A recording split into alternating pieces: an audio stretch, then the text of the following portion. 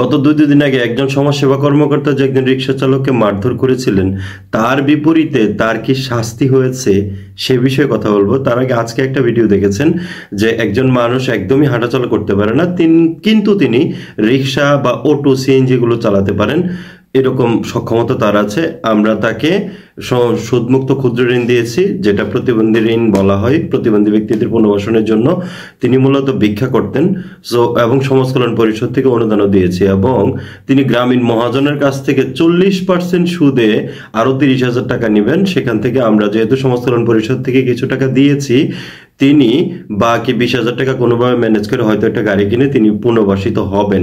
কিন্তু যদি মহাজনের কাছ থেকে টাকা নেয়, আমি হয়তো ওই মহাজনের সাথেও কথা বলে একটু অনুরোধ করে যদি একটু সুদমুক্ত বা সুদ কমানো যায়, সেক্ষেত্রে তার উপর চাপটা কমবে। আমার ভিডিওগুলো যদি শেয়ার দেন, তাহলে কিন্তু এই বিষয়গুলো মানুষ জানবে। এরকম অসহায়ত্ব অবস্থা থেকে মানুষ দুর্বিপাকে পড়ে গেলে উপজেলা সমাজসেবা কার্যালয়ের মাধ্যমে প্রত্যেকটা উপজেলায় 20-50 জনকে টেনে অন্তত জীবন চলার মতো করে ব্যবস্থা করে দেওয়া যায়। তাছাড়া ভিক্ষুক পুনর্বাসনের জন্য যে বরাদ্দ এসেছে ইতিমধ্যে আপনারা দেখেছেন, প্রথম কিস্তি, দ্বিতীয় কিস্তি, আরো তৃতীয় চতুর্থ কিস্তি সাধারণত আসবে। তো সেখান থেকেও কিন্তু ভিক্ষুকদের পুনর্বাসন করা যায়, সমাজ কল্যাণ পরিষদ থেকে সাহায্য করা যায়, এবং প্রত্যেক বছর 20-50,000 1 লাখ টাকার মতো আসে। রোগী কল্যাণ সমিতি আছে, হাসপাতাল সমাজসেবা আছে, আমরা অসহায় মানুষের পাশে দাঁড়াতে পারি।